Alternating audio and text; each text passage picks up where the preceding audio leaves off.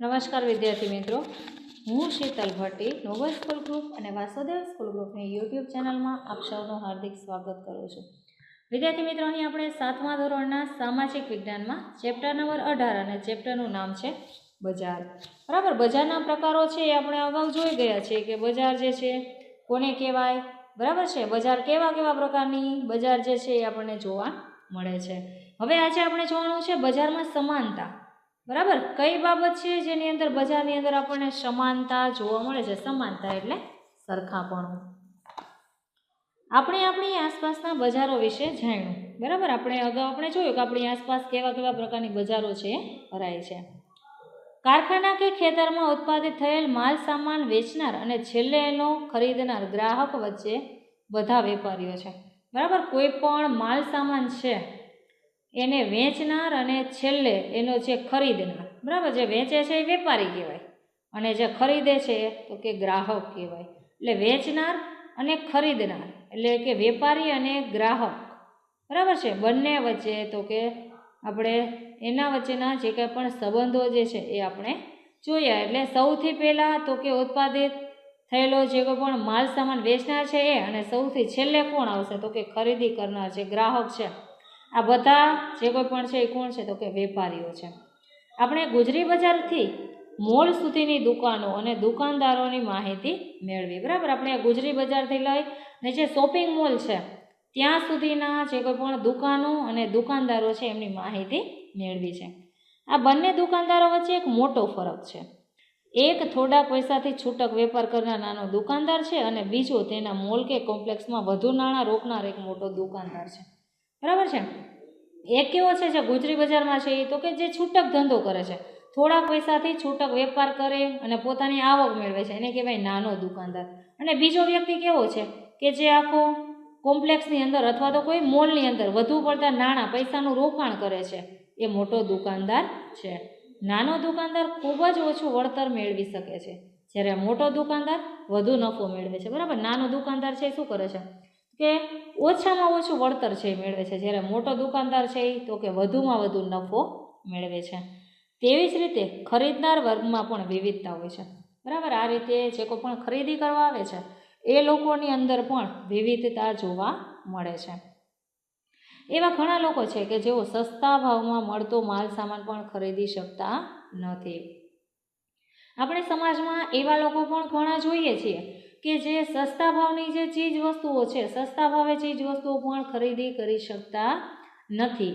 અને જ્યારે ઘણા એવા લોકો પણ છે જે મોલમાં મળતી મોંઘી ચીજ વસ્તુઓની ખરીદી કરવા માટે જાય છે. એટલે એક સાવ એવો નબળો વર્ગ છે, તળિયાનો વર્ગ કહેવાય અથવા તો જે ગરીબ વર્ગ કહેવાય, અને બીજો જે છે જે પૈસાદાર કે ધનિક વર્ગ છે જે મોલ કે કોમ્પ્લેક્સમાંથી જે કોઈ પણ ખરીદી છે એ કરે છે. આમ આપણી આર્થિક સ્થિતિના આધારે આપણે કયા બજારમાં ખરીદનાર કે વેચનાર બનીશું તો નક્કી થતું હોય છે. બરાબર, એટલે આપણી આર્થિક સ્થિતિ જે છે, આપણી જે સ્થિતિ છે એના આધારે આપણે નક્કી કરીએ છીએ કે આપણે મોલની અંદર ખરીદી કરવા જવું કે ક્યાંય ગુજરી બજારની અંદર ખરીદી કરવા માટે જવું. એટલે જે કોઈ પણ વ્યક્તિ છે એની આર્થિક પરિસ્થિતિને ધ્યાનમાં રાખી અને પોતે નક્કી કરે છે કે પોતે ખરીદી કરવા માટે ક્યાં જશે. બરાબર છે, કોઈ નાના એવા માર્કેટમાં જશે કે કોઈ મોટા શોપિંગ મોલ કે એની અંદર પોતે વેચાણ કરશે. એટલે ખરીદી કરનાર એટલે કે ખરીદનાર કે વેચનાર બનીશું તે નક્કી થતું હોય છે.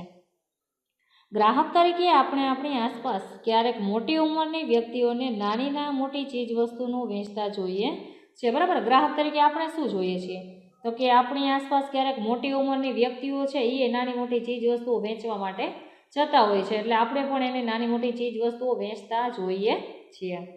આવા વૃદ્ધ પુરુષ કે મહિલાની ઉંમર આરામ કરવાની હોવા છતાં તેઓ ગરીબી કે મજબૂરીને કારણે રસ્તાની આજુબાજુ વસ્તુઓનું વેચાણ કરતા જોવા મળે છે.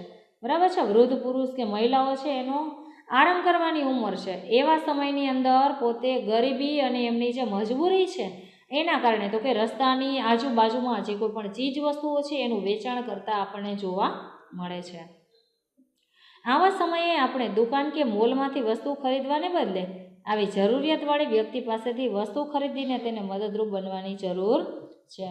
બરાબર, આવા સમયે આપણે શું કરવું જોઈએ તો કે કોઈ પણ દુકાન કે મોલમાંથી ચીજ વસ્તુઓ છે ખરીદી કરવાને બદલે જે જરૂરિયાતવાળી જે વ્યક્તિઓ છે એમની પાસેથી વસ્તુની ખરીદી કરી અને તેમને મદદરૂપ બનવું જોઈએ.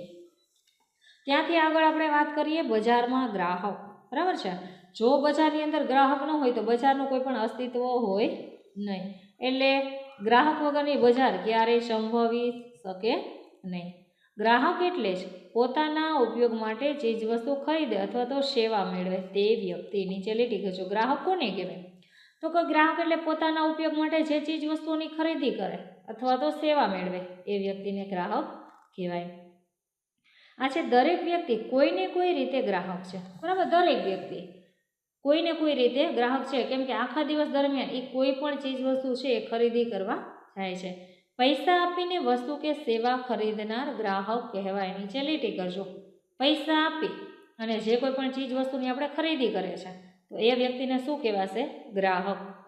ઉદાહરણ તરીકે તમે સાબુ, તેલ, બિસ્કિટ, અનાજ કે અન્ય વસ્તુ ખરીદી અથવા તો મોબાઈલ ફોન રિચાર્જ, વીમો, ટ્રેન ટિકિટ વગેરે સેવાઓ મેળવે છે તે તમામ ગ્રાહકની વ્યાખ્યામાં આવે છે. બરાબર, ગ્રાહક કોને કહેવાય? તો કે જે પૈસા આપીને સેવા ખરીદે એને ગ્રાહક કહેવાય. ઉદાહરણ તરીકે આપણે કોઈ પણ સાબુ લેવા જઈએ છીએ, પૈસા આપીએ છીએ, સામે આપણને શું મળે છે? સાબુ મળે. તેલ, તો કે પૈસા આપો, સામું તમને તેલ મળે. આ રીતે કોઈ પણ ચીજ વસ્તુઓ છે તમે ખરીદી કરો છો તો સામું તમને શું મળે છે? વસ્તુ મળે છે. બરાબર છે. એટલે આ બધું જે કોઈ પણ ઉદાહરણ આપેલા છે એ શેના છે? તો કે ગ્રાહકના. બરાબર છે, કે ગ્રાહક કોને કહેવાય. ત્યાંથી આગળ વાત કરીએ. વિશ્વમાં સૌથી વધુ ગ્રાહકો ભારતમાં છે. બરાબર, આખા વિશ્વમાં સૌથી વધારે ગ્રાહકો કયા દેશમાં છે? ભારતમાં. નીચે લીટી કરજો. ભારત દુનિયાનું સૌથી મોટું બજાર ગણાય છે. બરાબર, આખા વિશ્વનું સૌથી મોટું બજાર ક્યાં છે? તો કે ભારતમાં. ગ્રાહક પોતાની જીવન જરૂરિયાતો અને મોજશોખની વસ્તુઓ બજારમાંથી ખરીદે છે. બરાબર, ગ્રાહક છે એ પોતાની જીવન જરૂરિયાતની ચીજ વસ્તુઓ અને મોજશોખની જે વસ્તુઓ છે ક્યાંથી મેળવે છે? તો કે બજારમાંથી. ગ્રાહક તરીકે તેની વસ્તુની ગુણવત્તા, કિંમત, વસ્તુની પસંદગી અને નાણાંનું પૂરેપૂરું વળતર મેળવવાનો અધિકાર છે. ગ્રાહકને કયો અધિકાર છે? તો કે એમણે જે ચીજ વસ્તુ ખરીદી છે એની ગુણવત્તા એટલે કેવા પ્રકારની ચીજ વસ્તુઓ છે. બરાબર છે. ત્યાર પછી એની કિંમત કેટલી છે? ઘણી વખત એવું છાપેલી કિંમત હોય એના કરતાં વધારે કિંમત લેવામાં આવે. વસ્તુની પસંદગી. બરાબર, જે ચીજ વસ્તુઓ ગ્રાહકને ગમે છે એ જ વસ્તુની પસંદગી કરી શકે છે. ત્યાર પછી તો કે નાણાંનું પૂરેપૂરું વળતર. કોઈ પણ ચીજ વસ્તુ છે એ તમે ખરીદી કરી તેના ઉપર ડિસ્કાઉન્ટ હોય તો એ ડિસ્કાઉન્ટ મેળવવાનો પણ તમને પૂરેપૂરો અધિકાર છે. બરાબર, અહીંયા જો ચાર્ટની અંદર જે લોગો આપ્યા છે, ISI, હોલમાર્ક, વૂલમાર્ક, એગમાર્ક, ISSAI, ત્યાર પછી શાકાહારી અને માંસાહારી. બરાબર, આ બધા જે કોઈ પણ લોગો છે એ ચીજ વસ્તુ પ્રમાણિત કરી અને એની ઉપર મૂકવામાં આવ્યો છે કે જે કોઈ પણ ચીજ વસ્તુ હોય, ઉદાહરણ તરીકે શાકાહારી ચીજ વસ્તુ હોય તો એના ઉપર લીલા કલરનો જે કોઈ પણ બટન જે છે, બરાબર, લીલા કલરનો સિમ્બોલ છે એ બનાવવામાં આવેલો હોય છે. માંસાહારીમાં તો કે લાલ. આ રીતે અલગ અલગ પ્રકારની જે ચીજ વસ્તુઓ છે એના ઉપર તો કે સિમ્બોલ મારી એને નિર્માણિત કરેલી હોય છે. આગળ વાત કરીએ. ગ્રાહકને સારી ગુણવત્તાની વસ્તુ મળી રહે તે માટે સરકારે વિવિધ વસ્તુઓના માપદંડ નક્કી કરેલા છે. બરાબર, નીચે લીટી કરજો કે ગ્રાહક છે એને સારામાં સારી ચીજ વસ્તુ મળી રહે, ઊંચી ગુણવત્તાની ચીજ વસ્તુ મળી રહે એ માટે સરકારે તો કે અલગ અલગ ચીજ વસ્તુઓના માપદંડ એટલે કે એના ભાવ જે છે નક્કી કરેલા હોય છે.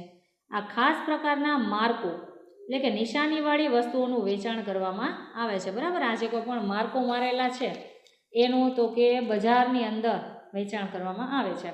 જેમ કે ઘર વપરાશની અને વીજળીથી ચાલતી વસ્તુઓ માટે ISIનો માર્કો. નીચે લીટી કરજો. ઘર વપરાશ અને વીજળીથી ચાલતી વસ્તુઓ માટે કયો માર્કો લગાવવામાં આવે છે? તો કે ISI. જો પહેલો જ આપ્યો છે.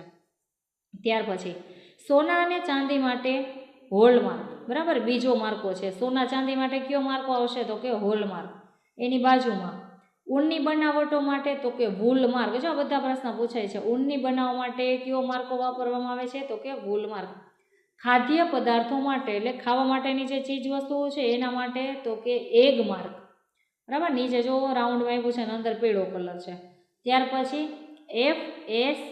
FSSAI, બરાબર, વગેરે નિશાનીઓ લગાવવામાં આવે છે જેના આધારે ગ્રાહક સારી ગુણવત્તાવાળી વસ્તુ ખરીદી શકે છે. એટલે આ બધા જે કોઈ પણ માર્કો મારેલા છે, બરાબર, તો એ સરકાર દ્વારા જે કોઈ પણ ચીજ વસ્તુઓ છે એનું નિર્માણ કરવામાં આવેલું હોય છે. એવી જ રીતે શાકાહારી ખાદ્ય સામગ્રી ઉપર લીલા રંગની નિશાની અને માંસાહારી ખાદ્ય સામગ્રી ઉપર લાલ રંગની નિશાની કરવામાં આવે છે. નીચે અંડરલાઈન કરજો આ બધા માર્કોની અંદર. બરાબર. શાકાહારી એટલે આપણે જે કોઈ પણ ખોરાકમાં ઉપયોગમાં લેતા હોય એવી ચીજ વસ્તુઓમાં તો કે લીલા કલરનું, અને માંસાહારી બરાબર જે નોનવેજ છે એના ઉપર લાલ રંગનું જે નિશાની છે એ કરવામાં આવે છે. આગળ વાત કરીએ ગ્રાહકનો હક અને ફરજ. બરાબર છે. ગ્રાહકનો હક શું છે અને એમની ફરજ કઈ છે. બજારમાં સમાન લક્ષણોવાળી અનેક બ્રાન્ડની અસંખ્ય વસ્તુઓ મળે છે. બરાબર છે. માર્કેટની અંદર આપણે જઈએ તો સમાન એટલે કે સરખા લક્ષણોવાળી, તો કે અનેક કંપનીની જે અસંખ્ય બ્રાન્ડ એટલે કંપની, તો અનેક કંપનીની અસંખ્ય એટલે કે ઘણી બધી ચીજ વસ્તુઓ મળે છે. ગ્રાહકને તેનું સંપૂર્ણ જ્ઞાન કે માહિતી હોતી નથી. બરાબર. ગ્રાહક છે એને એની પૂરેપૂરી માહિતી કે જ્ઞાન હોતું નથી. ઉત્પાદક અને ગ્રાહક વચ્ચે અનેક વચેટિયાઓ હોવાથી ગ્રાહકનું શોષણ થાય છે.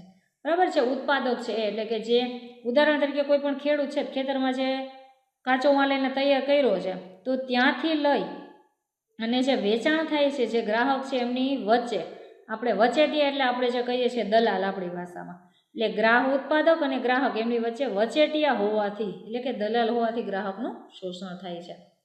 ગ્રાહકોને છેતરપિંડીથી બચવા માટે ગ્રાહક સુરક્ષાનો કાયદો અમલમાં છે. નીચે લીટી કરશું. ગ્રાહક છે એ છેતરપિંડીથી બચે એ માટે થઈ સરકાર દ્વારા ગ્રાહક સુરક્ષાનો કાયદો છે એ બનાવવામાં આવેલો છે. ગ્રાહક વર્તમાન બજારો વ્યવસ્થાને લીધે વસ્તુની ગુણવત્તા, જથ્થો, કિંમત અને સેવા એમ દરેક બાબતે છેતરામણીનો ભોગ બનતો હોય છે. બરાબર. ગ્રાહક છે એ વર્તમાન સમયમાં તો કે બજાર વ્યવસ્થાને લીધે તો કે વસ્તુની ગુણવત્તા, કેવા પ્રકારની વસ્તુ છે, જથ્થો કેટલા પ્રમાણમાં છે, કિંમત એનો ભાવ શું છે અને સેવા એમ દરેક બાબતે તો કે છેતરામણીનો ભોગ બનતો જાય છે. ગ્રાહકો ચીજ કે સેવા અંગેના પોતાના અધિકાર મેળવી શકે એવા ઉદ્દેશ સાથે ભારત સરકાર દ્વારા સંસદમાં કાયદો પસાર કરીને ગ્રાહક સુરક્ષા અધિનિયમ 1986 બનાવવામાં આવેલો છે. બરાબર છે. ગ્રાહક છે એ ચીજ વસ્તુ જે છે પોતાના અધિકાર મુજબ મેળવી શકે એવા ઉદ્દેશ સાથે ભારત સરકાર દ્વારા આપણું જે સંસદ છે એની અંદર એક કાયદો પસાર કરવામાં આવ્યો. કાયદાનું નામ શું છે તો કે ગ્રાહક સુરક્ષા અધિનિયમ 1986. આ કાયદા મુજબ ગ્રાહકોને નીચે મુજબના 6 અધિકારો મળે છે. બરાબર. ગ્રાહક સુરક્ષા અધિનિયમ 1986 મુજબ સરકાર દ્વારા જે ગ્રાહકો છે એને 6 પ્રકારના હક એટલે કે અધિકારો આપવામાં આવેલા છે. બરાબર છે. તો આજે આપણે અહીંયા સુધી રાખવાનું છે. બરાબર. એમના જે 6 હક અને અધિકાર છે આવતા ઓડિયોની અંદર જોવાનું છે. પણ આજે તમને જે કરાવેલું છે એની અંદરથી તમને જે પ્રશ્ન પૂછો બરાબર જે લખાવું છું એ તમારે લખવાના છે કે ગુજરી બજારમાં વેપારીને સામાન્ય રીતે કેવા પ્રકારનો ખર્ચ થતો નથી. નિયંત્રિત બજારની વ્યવસ્થા શા માટે કરવામાં આવેલી હોય છે. બરાબર છે. ત્યાર પછી ગ્રાહક કોને કહેવાય ને ગ્રાહકના અધિકાર જણાવો. બરાબર. ગ્રાહક કોને કહેવાય ને ગ્રાહકના અધિકાર જણાવો. ત્યાર પછી તો કે શાકાહારી ચીજ વસ્તુઓ પર કેવા પ્રકારનો માર્કો મારવામાં આવે છે. માંસાહારી ચીજ વસ્તુઓ પર કેવા રંગનો માર્કો મારવામાં આવે છે. એના પછી તો કે સોના ચાંદી માટે કેવા પ્રકારનો માર્કો મારવામાં આવે છે. ઊનની બનાવવા માટે કયો માર્કો મારવામાં આવે છે. બરાબર. એના પછી ખાદ્ય સામગ્રી માટે કયો માર્કો લગાવવામાં આવે છે. બરાબર છે. ત્યાર પછી ઘર વપરાશની ચીજ વસ્તુઓ અને વીજળીથી ચાલતી વસ્તુઓ માટે કયો માર્કો લગાવવામાં આવે છે. તો આટલા જે કોઈ પણ પ્રશ્ન છે એ તમારે હોમવર્કની અંદર લખવાના રહેશે. તો આજે આપણે અહીંયા સુધી રાખીએ. અહીંથી આગળ આવતા ઓડિયોની અંદર જોશું. અસ્તુ. જય હિન્દ.